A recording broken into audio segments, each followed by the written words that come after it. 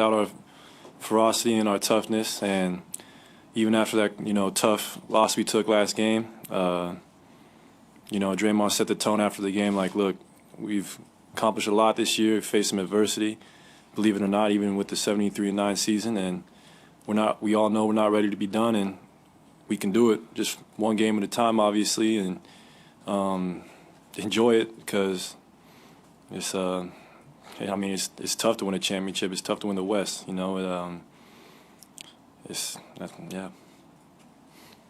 Yeah, this is for Draymond. Kevin Radich, KCBS. How much soul searching did you have to do individually in your private moments after games 3 and 4? I didn't really have to do a lot of soul searching because I knew exactly what it was, but sometimes we all need a little shoulder to lean on, somebody to call on, somebody to talk to. And, I approach this like it's life or death. It's not just a game to me. I love this. This is what I do. And when I don't live up to who I know I am, it bothers me. And so I had a lot of people, who's in my corner reaching out to me, and it was great. It helped me out a lot. I had a lot of guys who I've played against that reached out to me.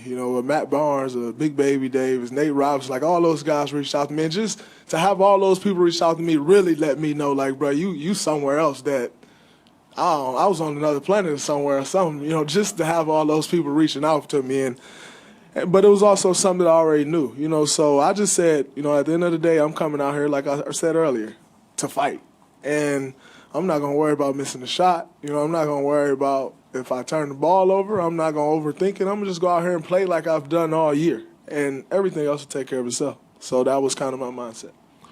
This is Michelle Steele, ESPN. I have a question for Dre. I know that you had mentioned that Kobe had texted you and he gave you a little bit of motivation. How much did you have that in mind tonight? And did you text him back? Yeah, I texted him back. I actually talked to him on the phone yesterday. And, it was great, because like he said, if it's easy, why bother? Anybody can do it if it was easy. And so that kind of said well with me. And, talking to him yesterday, that's a guy who's been through it all, man. He's been through having the fans love him. He's been through having the fans completely hate him. And when they hated him, he used that as fuel, So it's good to talk to him. And, it's always great. Anybody can tell you something, but when you got a guy like that who's really been through everything, it kind of hits home a little bit more. And so it was great. Draymond, Tim Calicani, Mercury News.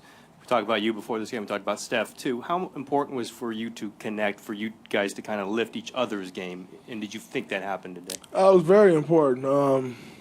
It's not just us two, because at the end of the day, Clay's been great for us. Even last game, he tried to carry us, and, me and Steph didn't bring what we needed to bring, but we do feed off each other. And, like I said, when you got guys like a Clay who's playing well, a Bogut who comes out and play well, it's easier for us to look to them and say, all right, we got to pick it up. We got to go along with them as well. And so it's more of a, like, I can't let these guys down, and I think that was kind of both of our mindset, coming out here is, like, everybody's put in so much work this year.